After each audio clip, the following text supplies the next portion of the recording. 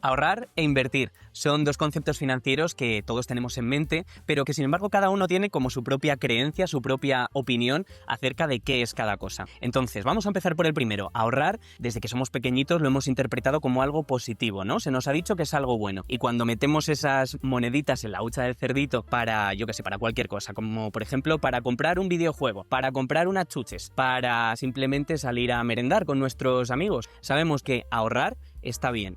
Con el paso del tiempo seguimos pensando que ahorrar está bien. Lo que pasa es que cambian nuestras prioridades, aquello para lo que estamos ahorrando. A lo mejor ahorramos para dar la entrada de un piso, o para irnos de vacaciones, o simplemente para tener la seguridad de que vamos a estar estables a nivel financiero. En conclusión, ahorrar, bien. Sin embargo, cuando yo te digo inversión, lo que veo, al menos en mi grupo de alumnos, es que hay dos bandos como claramente polarizados. El primero de ellos lo ve como algo negativo. Asocia la inversión a ideas como bancarrota, a estrés o incluso a algunas películas bastante cuestionables que flaco favor le hacen al concepto de inversión, como El Lobo de Wall Street. Sin embargo, después también encuentro otro grupo de personas, otro grupo de alumnos que asocian la inversión a cosas como futuro, crecimiento, objetivo, cosas desde luego muchísimo más floridas. Entonces, ¿cuál es el objetivo que tengo yo en este vídeo? Me gustaría definirte en condiciones qué es el ahorro, qué es la inversión, cuándo conviene hacer una cosa, cuándo conviene hacer la otra, o incluso cuándo conviene hacer las dos a la vez, que es perfectamente posible. Así que nada, vamos allá y vamos a tratar de ampliar tu educación financiera. Vamos a empezar a hacer una comparativa constante entre ahorro e inversión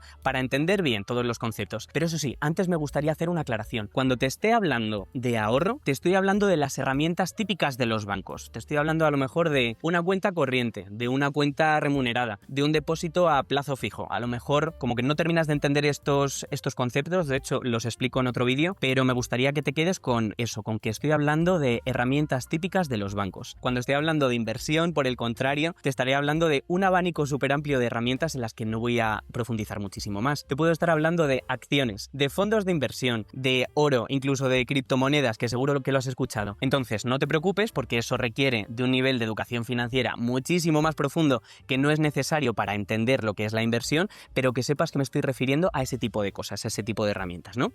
Dicho lo cual, y hecha esta aclaración, vamos allá. Y en concreto empezamos con una similitud, y es que ahorrar e invertir consiste en renunciar a parte de nuestro dinero en el presente en pos de nuestro futuro, sea cual sea el mecanismo que utilicemos.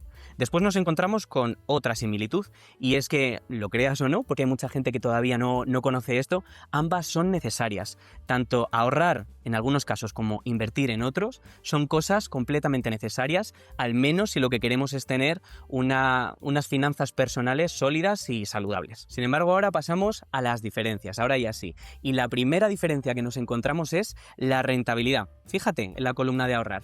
Nos dice que la rentabilidad es baja. De hecho, te diré que es baja o incluso nula. En el momento en el que ahorramos, lo que estamos haciendo es acumular dinero, pero sabiendo que no vamos a multiplicarlo, no va a crecer demasiado. Por cierto, y otra aclaración, cuando te hablo de rentabilidad te estoy hablando de cifras en realidad. La rentabilidad la solemos medir con porcentajes, un 1%, un 2%, esto es algo básico, pero prefiero hacer esta aclaración. Por ejemplo, si yo estoy ahorrando 100 euros y le estoy sacando una rentabilidad del 2%, quiere decir que cuando recupere ese dinero voy a tener 102 euros. He tenido una rentabilidad del 2%. La rentabilidad típica del ahorro, pues es eso, muy bajita. La mayoría de los casos de 0%. En algunos casos de 1, de 2 o del 3%, pero desde luego no son rentabilidades demasiado ambiciosas. Pasamos al otro lado, pasamos al lado de la inversión. Aquí sí que podemos esperar rentabilidades mucho más altas. ¿De cuánto? Pues es que ya te decía antes que el abanico de herramientas de inversión es muy extenso. Entonces podemos hablar de rentabilidades bajitas, en el caso de las inversiones más conservadoras, inversiones de un 5% de rentabilidad, del 10%, si subimos, del 20%, e incluso la rentabilidad puede dispararse en el caso de otras inversiones, desde luego mucho más arriesgadas. Y fíjate lo que estoy diciendo, mucho más arriesgadas. Pasamos a la siguiente diferencia. El riesgo. Claro, ¿dónde está el gato encerrado de todo esto? ¿Por qué el ahorro me da una baja rentabilidad y la inversión una alta rentabilidad? Porque eso viene bastante compensado con el riesgo que estamos dispuestos a asumir. En el caso del ahorro, fíjate, el riesgo es bastante bajito. Incluso en algunos casos pasa como la rentabilidad, que es nulo, que en el momento en el que tú metes tu dinero en una herramienta de ahorro, no corres el riesgo de perderlo. Entonces, ahorrar implica renunciar a rentabilidad, pero también a riesgo. Nos vamos a la parte de inversión. Efectivamente, cuanto mayor sea la rentabilidad a la que estamos aspirando, mayor también va a ser el riesgo al que vamos a estar sometidos. Y eso es una cosa que siempre pasa. Ten cuidado si escuchas algo distinto, porque la rentabilidad va siempre de la mano con el riesgo. Sin embargo, verás que aquí he puesto como un asterisco.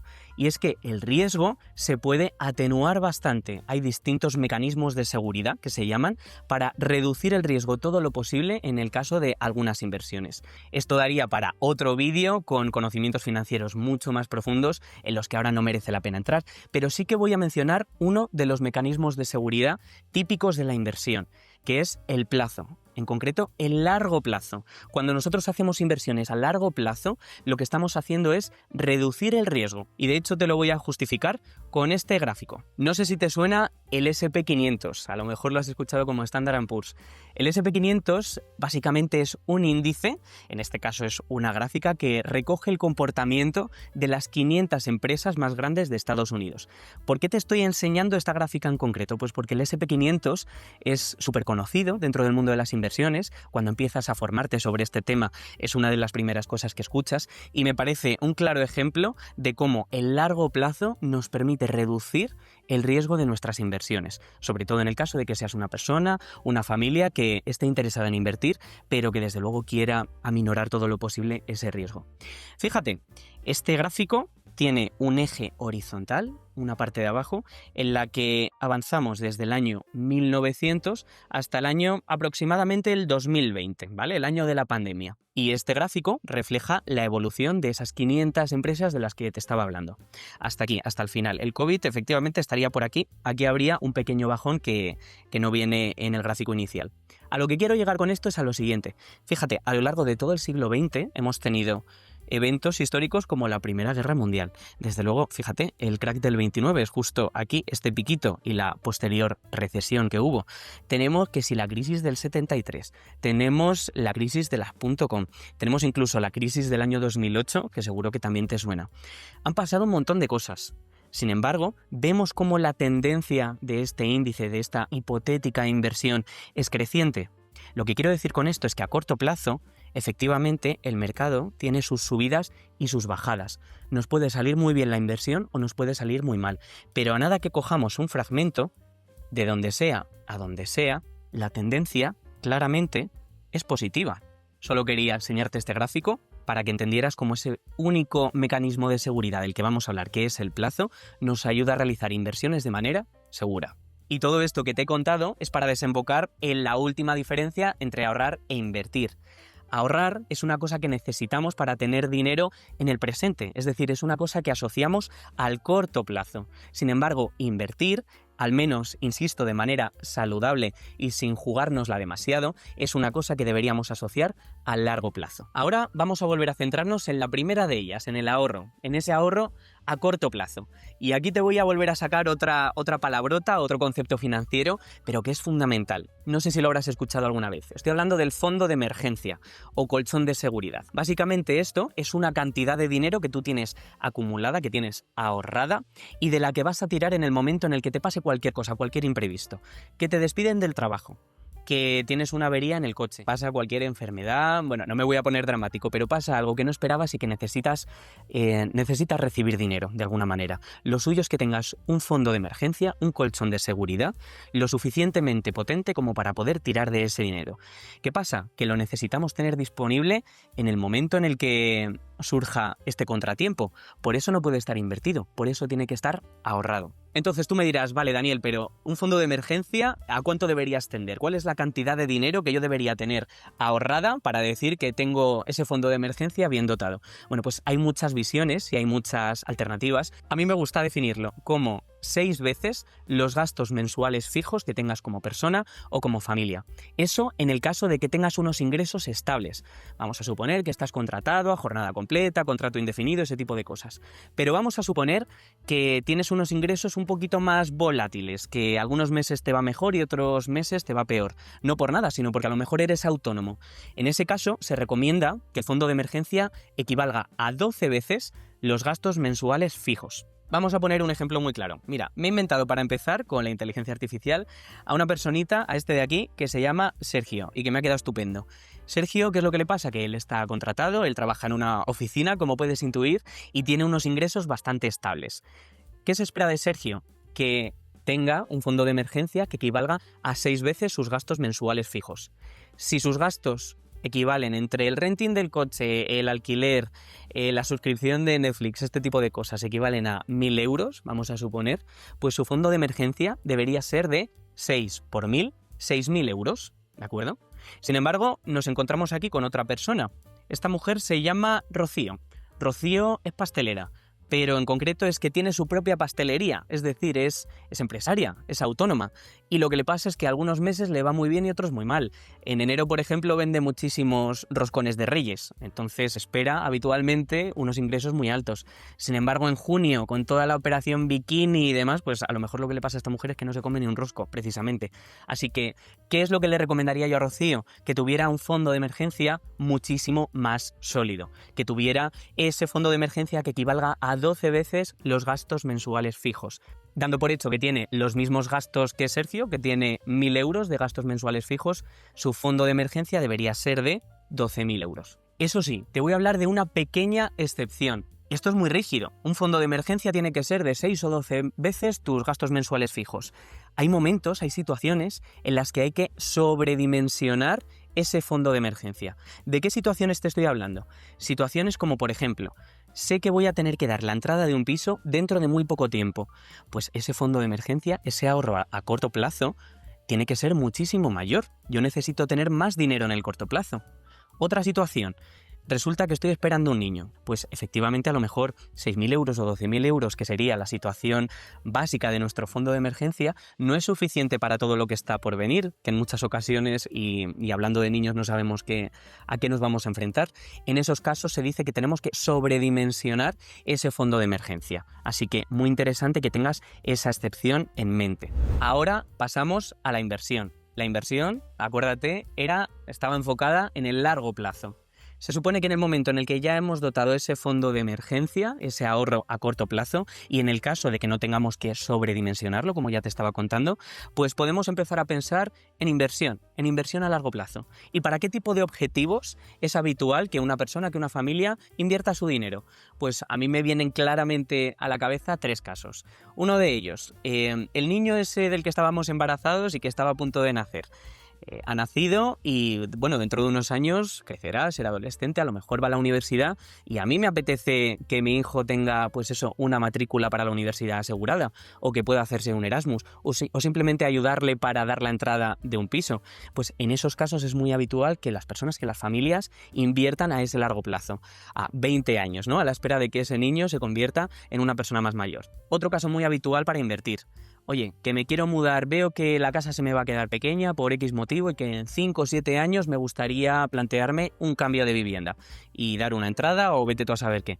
En esos casos también es muy habitual la inversión. Por último, también es muy habitual el caso de la jubilación.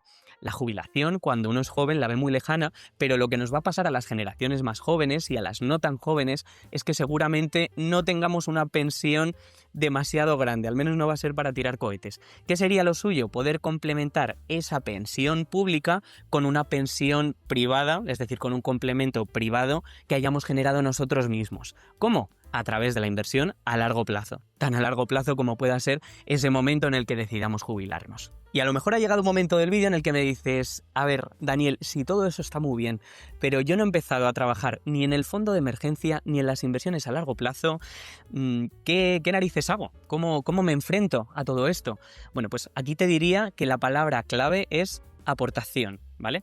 Voy a ir un poquito más allá, aportaciones periódicas, ¿vale? Y para esto voy a utilizar una metáfora. Por ejemplo, vamos a suponer que tu objetivo es adelgazar, por el motivo que sea. ¿Crees que con tomarte una gran ensalada un día es suficiente? Y después te pones hasta arriba de hamburguesas y de bollos de crema, pues no tendría ningún sentido, ¿verdad? O el caso contrario, vamos a suponer que quiero ganar peso, que quiero masa muscular y quiero tener un bíceps estupendo. ¿Vale con ir un día al gimnasio, matarme y no volver a pisar ese lugar en 6 meses? No tendría sentido. Pues con las finanzas pasa un poquito lo mismo.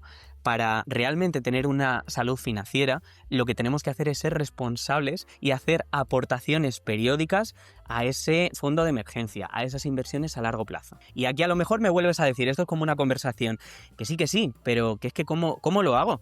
Hay meses que yo sí que puedo acumular bastante dinero porque me va bien y no he tenido muchos gastos, y otros meses en los que, mira, entre que me he ido de vacaciones y demás, que no... Oye, que es que no puedo hacer ninguna aportación periódica de la que estás hablando. Y aquí entramos en un terreno que está un poquito a medio camino entre las finanzas y la psicología. Sería como unas psicofinanzas, ¿no? Fíjate en esta primera ecuación, ¿vale? Habitualmente se nos enseña, o bueno, hacemos esto precisamente porque no se nos enseña educación financiera, pero interpretamos el ahorro o la inversión como la diferencia entre lo que ingresamos y lo que nos gastamos. Es decir, yo ingreso, me gasto el dinero en lo que sea, ya sea cosas necesarias como un alquiler, una hipoteca, mis caprichos, lo que sea, me lo gasto, y si me queda algo, pues eso lo ahorro o lo invierto. Claro, eso es un poquito peligroso. Eso es como decir, me voy a comer una hamburguesa y un bollo de crema, y si me queda algo de espacio me tomo la ensalada. O voy a salir toda la noche de fiesta, y si me queda algo de energía, voy al gimnasio a hacer lo de los bíceps.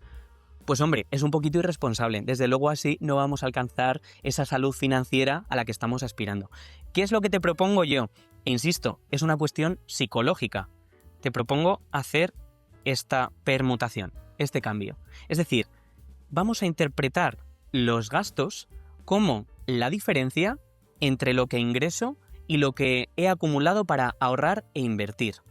¿Y esto cómo se hace? En el momento en el que tú ingreses, tienes que retirar de esa cuenta corriente, de ese lugar al que te hayan llegado los ingresos, la cantidad que tú te has propuesto utilizar para ahorrar o para invertir. Es que lo tienes que sacar de ese sitio, porque si no te lo vas a pulir. Una vez has sacado esa cantidad de dinero con la que te habías comprometido, es decir, esa cantidad de dinero que se corresponde con esas aportaciones periódicas de las que te estaba hablando, eso que te queda es lo que te puedes gastar. Es que como si te lo gastas todo, porque tú ya has cumplido con tus obligaciones financieras.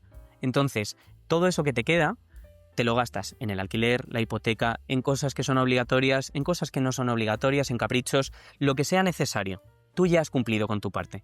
Así es como funcionan las aportaciones periódicas, ¿de acuerdo? Creo que ya te he hablado suficiente de la teoría, pero me gustaría ponerte un ejemplo numérico con un salario promedio, para que te puedas llegar a ver identificada con una persona que se pueda asemejar a tus circunstancias. Vamos a hablar de Almudena. Almudena es una chavala fantástica que he hecho una vez más con inteligencia artificial y que cobra 2.000 euros al mes. Esos son sus ingresos. Entonces, ¿qué le pasa a Almudena? Que tiene muy buenas intenciones y que quiere empezar a ponerse las pilas con este tema del fondo de emergencia, de las inversiones a largo plazo y este tipo de cosas. Alternativas que tiene.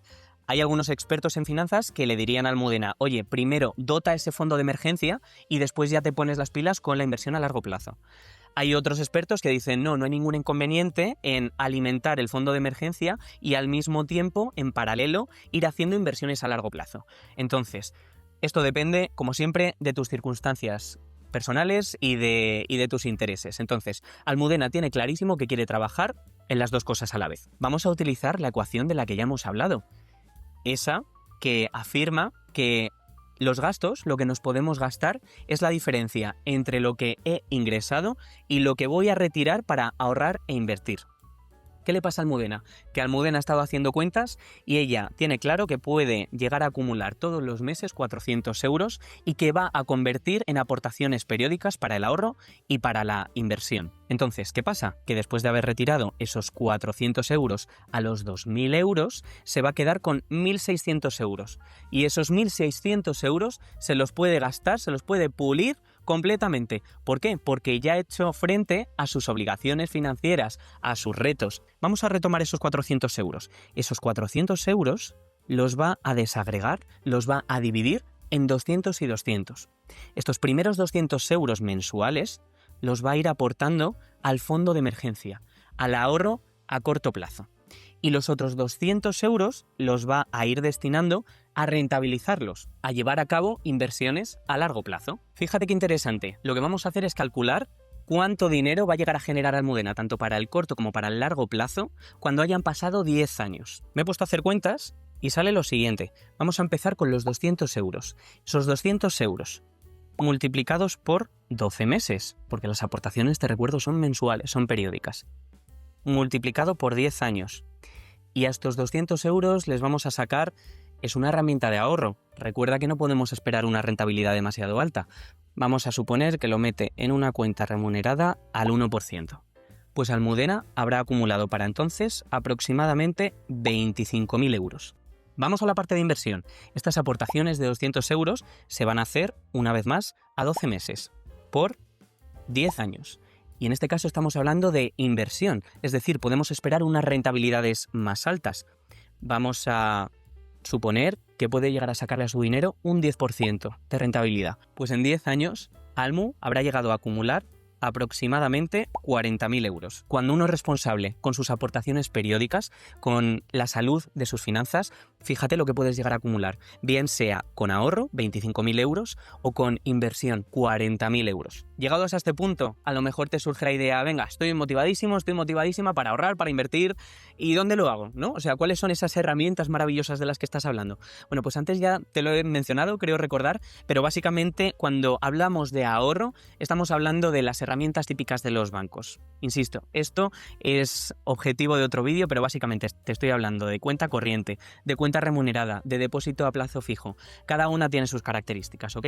Y cuando hablamos de inversión, hablamos de todo ese abanico de inversiones de las que habrás oído hablar y que en muchos casos pues, pueden llegar a ser muy complejas. ¿Qué es lo que te recomiendo? Claro, aquí te he puesto monigote, este eres tú, ¿vale? Estás entre medias del ahorro y de la inversión. El ahorro claramente lo puedes llevar a cabo por ti mismo. La inversión, si te interesa formarte en todo este ámbito, pues también puedes llevarla a cabo tú mismo. Tienes que profundizar en ello, tienes que formarte, pero es una cosa que desde luego puedes hacer y mucha gente lo hace. Pero ¿qué pasa? Que también te he puesto aquí otro monigote, ¿vale? Porque muchas veces las personas que no están demasiado interesadas en profundizar en el tema de las inversiones, en conceptos un poquito más complejos, delegan lo que es la parte de inversión en un profesional, en un consultor financiero, en un asesor, en un experto que les lleva todas estas inversiones con seguridad, a largo plazo, todo lo que ya te he comentado. Entonces, nada, depende de ti el que quieras llevar a cabo las dos. Por mí, estupendo y para eso estoy aquí, pero a lo mejor la parte de inversión, si te resulta muy compleja, hay bastantes profesionales que la llevan a cabo fácilmente. Tengo la sensación de que ya he hablado demasiado, así que vamos a ver cómo puedo hacer para resumir todo esto que te he comentado en 3 tips que podamos llevar como aprendizaje. El primero de ellos, yo te diría que sería la prioridad financiera. ¿A qué me estoy refiriendo con todo esto? A lo que te comentaba antes de las ecuaciones. Si le damos prioridad a nuestros objetivos financieros, es decir, si según recibimos esos ingresos, acumulamos la parte que nos habíamos propuesto utilizar para ahorrar e invertir, es muy posible que con el paso del tiempo estemos fortaleciendo nuestra salud financiera. Así que démosle prioridad. Si lo hacemos, seguramente podamos gastar y hacer un montón de cosas que nos hagan feliz sin renunciar a una buena planificación. Segundo tip, el fondo de emergencia. El fondo de emergencia, ese ahorro a corto plazo, es fundamental si después nos queremos plantear inversiones a largo plazo y muchos otros objetivos financieros. Pero ese colchón de seguridad que equivalga a unos 6 o 12 meses tus gastos necesarios fijos es fundamental. Y recuerda que en algunos casos incluso habrá que sobredimensionarlo. Por último, la inversión a largo plazo. En el momento en el que ya el ahorro está cubierto, tenemos que rentabilizar ese dinero. Tenemos que colocar ese dinero en herramientas de inversión que maximicen la rentabilidad que yo puedo sacarle al dinero que ya tengo. Y bueno, hasta aquí hemos llegado. Creo que ya he hablado más que suficiente, así que nada, espero que todo esto de lo que hemos hablado te ayude a haber ampliado tu educación financiera y que puedas empezar a utilizar desde ya mismo todos estos conceptos financieros de los que hemos estado hablando.